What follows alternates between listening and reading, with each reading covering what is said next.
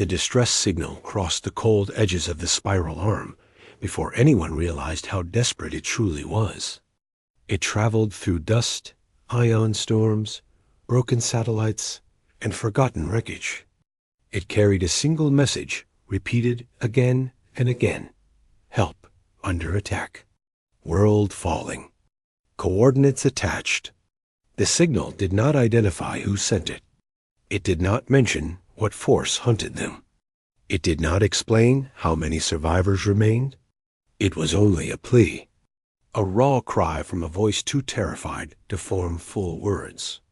Across the settled sectors, the plea reached every major power. It hit the listening posts of the tall, radiant species near the core. It touched the charted borders of the armored gatherers of the rim.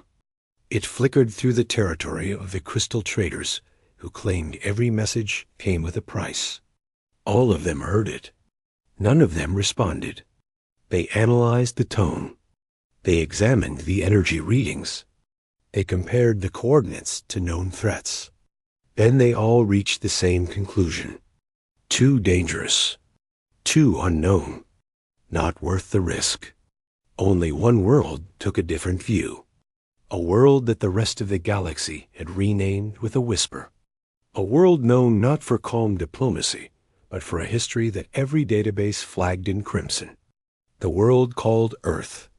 Many civilizations believed Earth was a forge of predators. They claimed its storms could tear metal. They claimed its soil could poison even the strongest hides. They claimed its gravity crushed delicate species. Worst of all, they believed the humans who lived there were shaped by those brutal conditions until they became something else. Many called them demons not out of myth, but out of fear.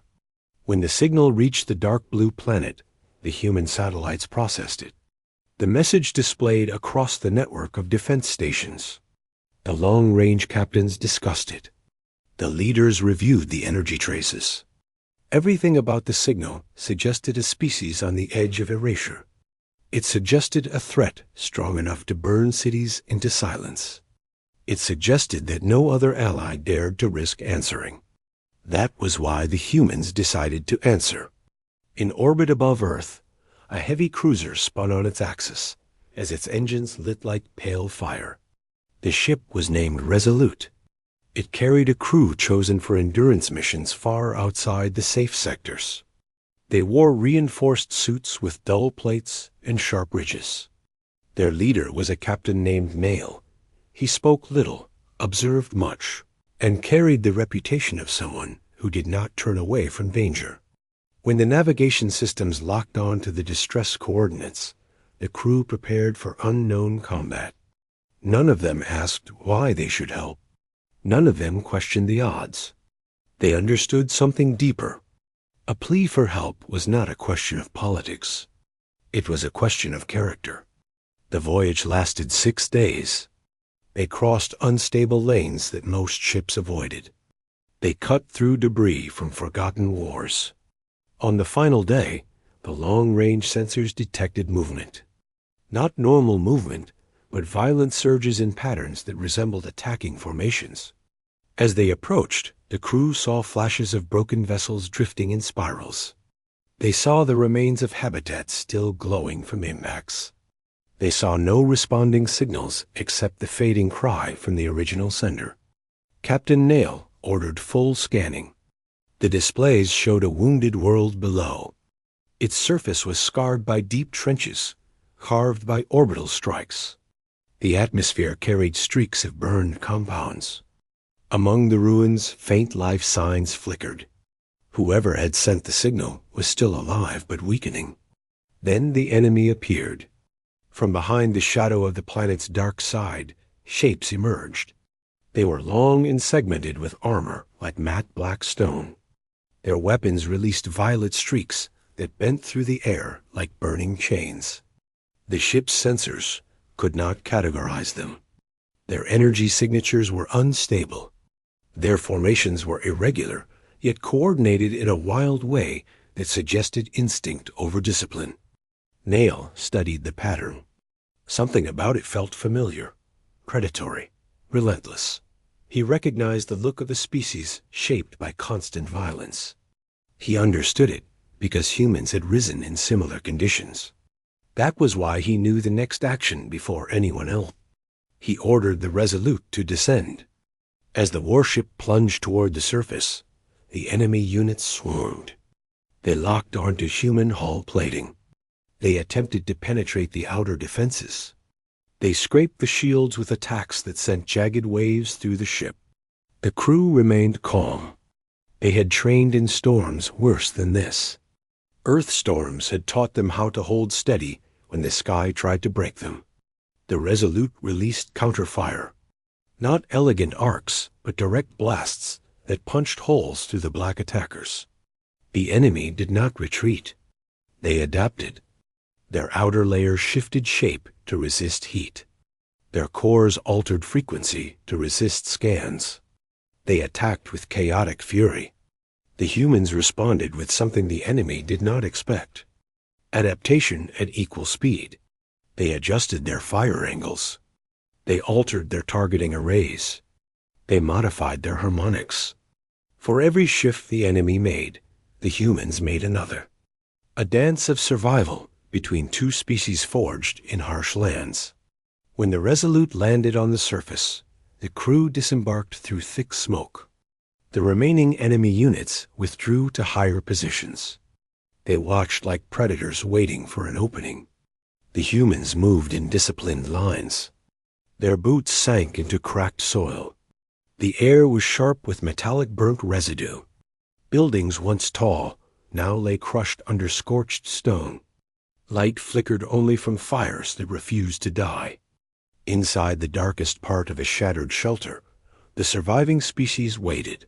They were thin, blue-skinned, and trembling.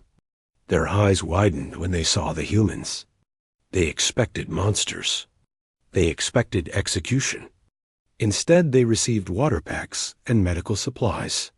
The being closest to Nail tried to speak, but its voice was uneven. Nail placed a steady hand near it, not touching, but close enough to show calm. He asked what had happened. The survivor explained through short breaths. Their world had been attacked by an ancient swarm that moved from system to system, consuming resources and leaving nothing alive. They had begged for help from every known power. No one came. No one dared to fight the swarm. The survivor asked why the humans came. Nail answered with a simple truth. Because someone asked. With the survivors gathered, the humans set defensive positions. They deployed shield projectors. They calibrated pulse barriers. They organized evacuation routes. The enemy swarm sensed the interference. They launched a full assault that shook the ground. The humans held the line. Enemy forms rushed from the ridges. Their bodies rippled like shadows. Their limbs extended into scythe shapes. They struck the human barriers with impacts that cracked the air. The humans responded with bursts that sent shockwaves rolling across the field. The battle raged in waves. The enemy surged like a tide. The humans struck back with stubborn will. The survivors watched from protected shelters. They saw the humans fight not with elegance, but with resolve. They saw them advance even when the enemy outnumbered them. They saw them shield each other with no hesitation. One of the survivors whispered that the humans looked like demons. Another corrected that they looked like guardians wearing the shapes of demons. A third said that perhaps demons were simply beings who refused to let despair win. Nail led the forward squad. His armor carried scorch marks. His visor reflected the fire ahead. He moved with deliberate strength. He communicated calm orders. He raised the morale of every human near him. When the swarm unleashed a new formation with heavier cores and larger limbs, Nail directed the humans to shift strategy. They targeted the joints where the armor flexed. They disrupted the swarm's rhythm. They broke the enemy momentum. The swarm struggled to adapt fast enough. Then the humans launched a push. They advanced through the broken ranks. They reached the center of the swarm formation. They planted a field disruptor that pulsed with bright arcs. The wave collapsed the swarm's coordination. The enemy units fell out of sync. Their attacks weakened. Seeing the shift, Nail ordered a final offensive. The humans surged. They carved a path through the faltering swarm. The battle ended not with surrender, but with silence as the last. Enemy form erupted into fragments that scattered across the ruined ground. When the dust settled, the survivors emerged into the open. They looked at the humans not with fear, but gratitude. Nail told them that more ships would arrive soon to rebuild the shelters and restore basic systems. He told them that they would no longer face the swarm alone. One of the smallest survivors approached him. It asked why the galaxy called humans demons. Nail answered with a steady voice. He said that some worlds feared strength born from hardship. Some feared those who endured too much. But strength was not evil. Survival was not corruption. The humans were not demons. They were simply those who refused to abandon others.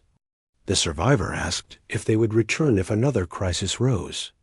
Nail nodded once, a promise without ceremony. As the Resolute prepared for departure, the survivors gathered to watch. They saw the humans not as myths or nightmares, but as allies carved from a demanding world. They knew that their Plea had reached a species unlike any other. A species that answered when others turned away. A species that carried the fire of survival, not as a threat, but as a shield. When the ship lifted into the sky, its engines lit the clouds with pale fire. The survivors whispered the name of the world that saved them. Earth. A word once spoken with fear, now